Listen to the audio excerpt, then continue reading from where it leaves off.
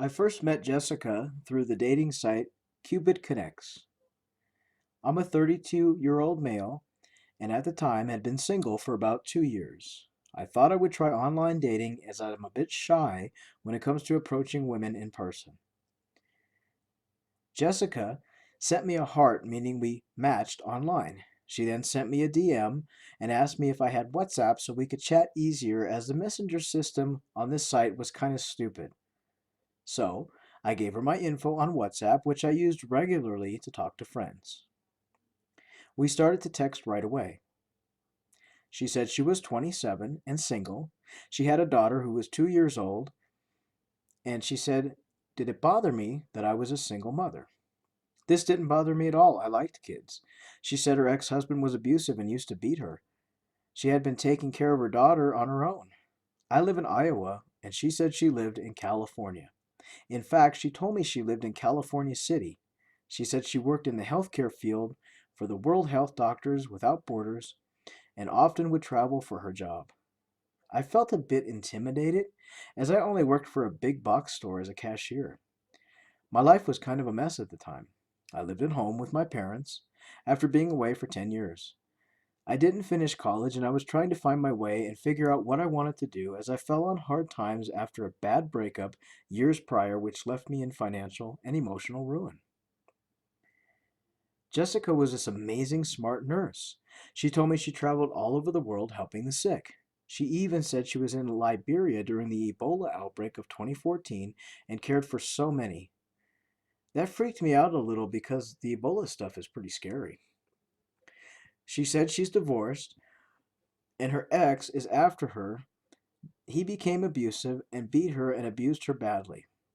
I felt anger towards this man I'd never knew, seen, or met. She said they had no contact with each other and she was in hiding from him as he was dangerous. She said the police told her to be very careful. She told me her parents both died in a plane crash years ago and even sent me an online news story about the crash. She said she had no brothers or sisters and she was alone in this world and that she came online hoping to find love and a man who would accept her and her child, whose name was Mary. Jessica sent me about 10 pictures of herself and a handful of photos of her daughter, Mary. I admit I was love struck. Jessica was beautiful, not like any woman I'd ever met. I was average at best, and when I told her I lived at home and was trying to get my life together and my debts paid off, she accepted this. Most women run for the hills, but Jessica was okay with me living at home and getting my life together. We texted for a few hours. I asked her medical questions and she would reply with these long, detailed responses. I thought she was very smart. I asked her if she wanted to video chat, but she said maybe another night as she was very tired, had no makeup on, and her hair was a mess. I accepted this and I told her good night. The next morning, I awoke with a message from her wishing me a good morning at work and to have a nice day. She seemed to be okay with me working as a cashier. I explained to her I was trying hard to get back to school and figure out a future for myself. Over the next few days, we texted about music, movies, food. She always asked me if I'd eaten a good meal, and I told her yes, always. She sent more photos of her daughter, Mary, and asked if I was marriage minded. As the days went on and we talked more and more serious things, so many people tell me scammers speak stupidly and don't write or spell very well, but Jessica always was well spoken in her English and her spelling was good. It didn't raise any red flags. Then, one night, she told me that she was very upset that her ex had found where her and Mary were living. She gave me the address to her house and told me if anything bad happens, I have her address and to come and rescue her. I found it odd, but I kept it written down. She said she was fearful of her life, and I told her I would drive out there to get her and Mary, and they could come and stay in my town. We could get her a place, a cheap rental. She said she was okay and let her boss know what happened. We continued talking, and I tried to video call her each time, but it was denied, except for one night when she did answer and I saw Jessica sitting on the couch. The video was grainy at best, and she said her internet connection was poor due to only using a 2G speed on her phone because she had ran out of data. She then asked me if I could get her a $100 iTunes card. I never used them and I had no idea. what they did, but I told her I would get her one as I worked at a store. So the next day after work, I bought one. That night, I sent her a picture of the card and the numbers on the back. She was so thankful. When I tried to video call her, the same grainy video came up. She said it took a while for the data to be added on her phone, but still, I thought it's better than nothing. A few more days went by and we hit the 2 month anniversary of us talking. I told Jessica that I had grown to really like her and asked her if we could meet or maybe plan to meet up in a month or so when I had the money. I offered to drive to California or fly out. She said it would be great and then said she was tired and needed sleep.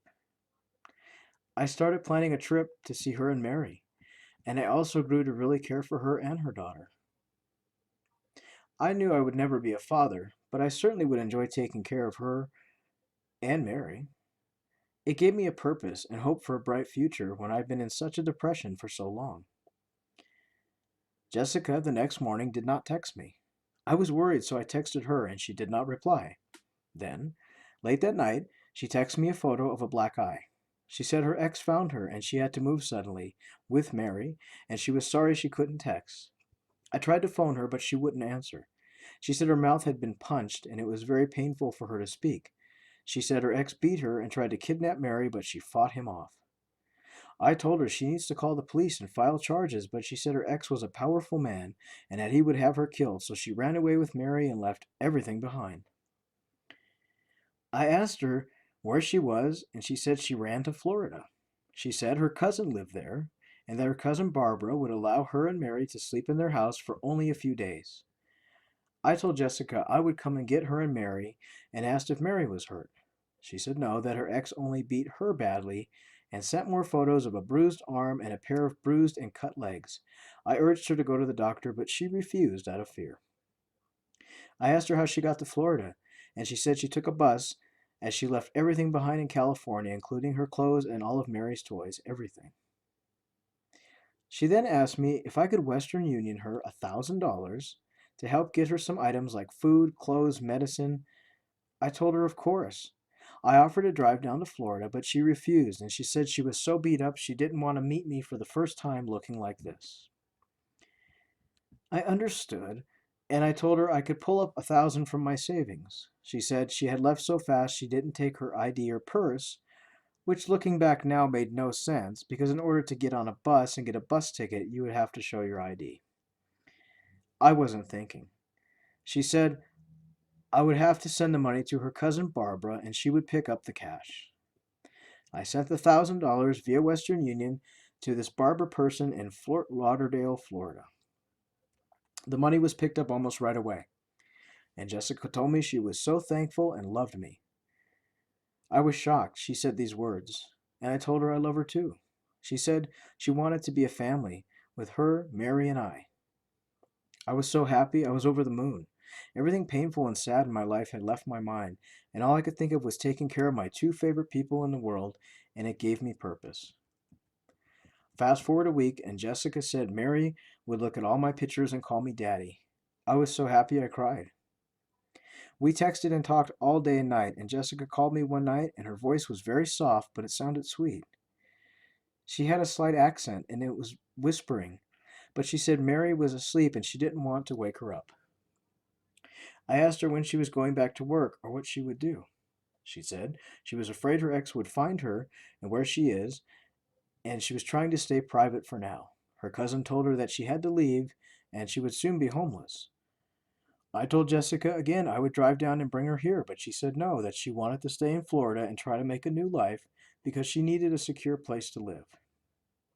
Then, she could look for work, but she also wanted to legally change her name so her ex wouldn't find her. She sent me documents of a court order to change her name from Jessica to Nancy. I told her, well, that's a great plan. Just stay safe from her ex as she feared him so much. She said to file the court document would cost $500, but she couldn't get a job until she filed everything. She asked me if she could borrow $500 for the document. I told her yes, and again I wired $500 to this so called cousin Barbara in Fort Lauderdale. A week later, she texted me the official court document and that her name was legally changed. She then said she was searching for work and that her cousin wanted her out of the house. I told her to talk to her cousin and tell her it took time to find a place, and she said Barbara was making threats to tell her ex where she was if she didn't leave. I was so scared and angry, I started packing my car and looked into renting an apartment for us all, but Jessica said she might have a good paying job in Florida with an interview coming up soon. A few days went by, and she said she had the interview for the hospital, but they wanted her to work in Miami. I was surprised but happy for her. She said she couldn't get the job until she had an apartment and needed help with daycare for Mary. I offered again to come down, but she said no. She wanted to be settled and on her own before we meet.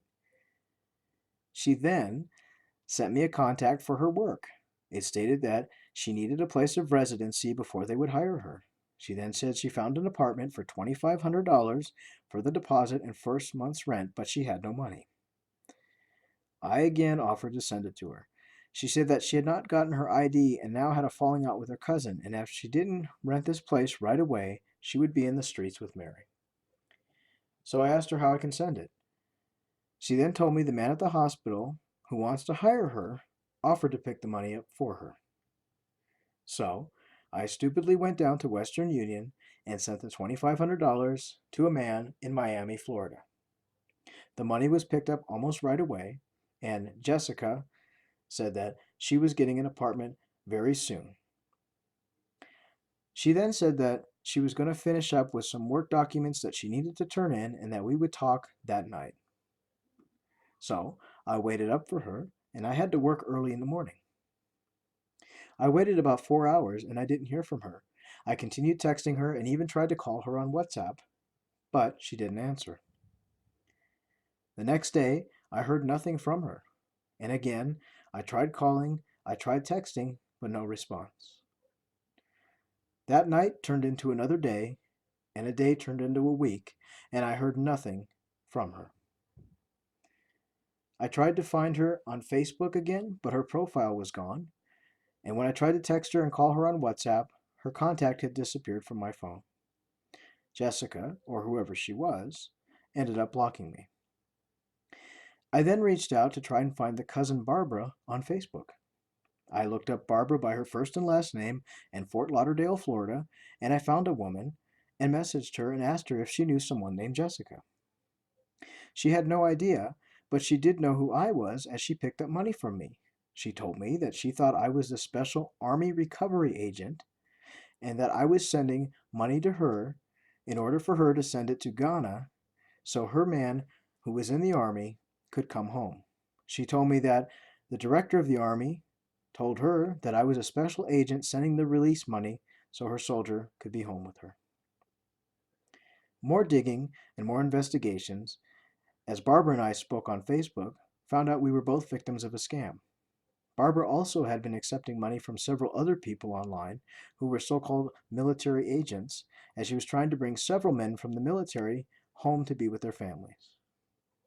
She sent all the money to a man in Ghana who we think was a scammer behind all of these profiles. Also, the man in Florida in Miami was likely also a victim, as I found him on Facebook and noticed he had several fake women profiles as friends. I did a little bit more digging and found out the number that Jessica had given me was a Google Voice number and not even a real legit phone number. I then went on a photo search and found Jessica's photos. She's a well-known model who models swimwear and other beachwear and is known as a working mom on Instagram and has several photos of her daughter, and her daughter's name is not Mary.